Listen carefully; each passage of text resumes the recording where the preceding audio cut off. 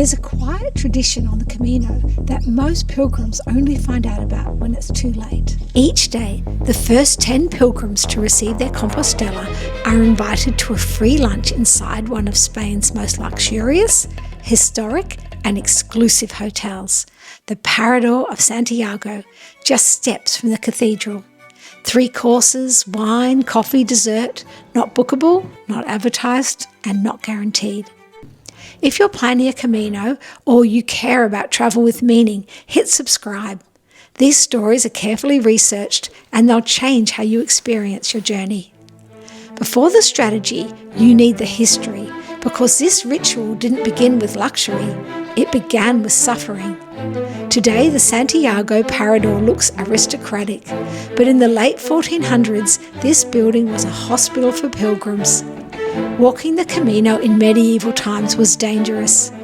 Bandits, wild animals, disputes that turned violent with other pilgrims, cold, hunger, exhaustion and disease were constant. Records describe pilgrims collapsing at the cathedral, starving, sick, barely able to stand.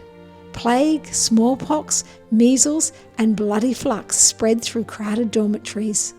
For many, reaching Santiago meant survival.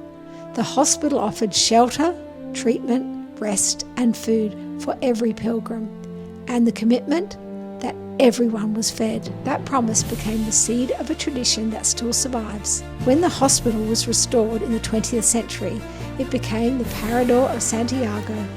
Wards became guest rooms, infirmaries became cloisters, pilgrims gave way to presidents, writers and millionaires. But one obligation remained: to feed pilgrims. So the Parador kept a quiet daily ritual, a free meal for 10 newly arrived pilgrims. This is the meal we're chasing. Before either strategy works, your paperwork must be in order. In the final 100 kilometres, you need 2 stamps per day, one from your accommodation, one from a cafe, bar, church or shop. The first strategy is the early arrival.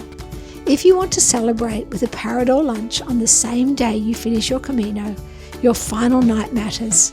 It's best to stay just outside the city, in places like Monte de Gozo or Lavacolia. Both sit directly on the Camino and are set up for very early departures.